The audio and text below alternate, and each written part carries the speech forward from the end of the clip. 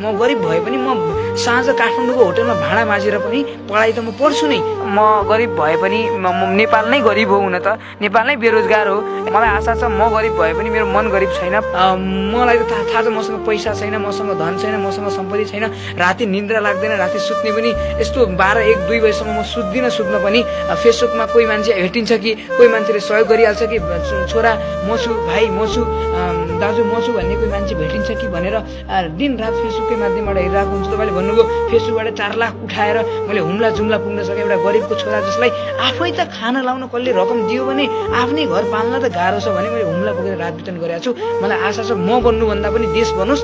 केपी खनाल बन्नलाई होइन, केपी खनाल जन्माउनको लागि आगामी भविष्यमा देख्नेछ। र मलाई आशा छ केपी खनाल कुनै पनि व्यक्ति भोलि बिहान प्रधानमन्त्री भए पनि यही लाइभ हेर्नु होला। म कुनै पनि पद प्रतिष्ठाको लागि लाग्ने छैन। महात्मा गान्धी अहिले भगवान भनेर पुज्छन्, तर उनलाई कुनै प्रधानमन्त्री राष्ट्रपति दिएको थिएन। म त्यस्तै नागरिक हुँ, त्यस्तै छोरा हुँ, त्यस्तै चेला हुँ र तपाईँको भाइ बनेर काम गर्नेछु र आगामी दिनमा पनि बोलेर भन्दा गरेर देखाउनेछु भन्ने आशा छ।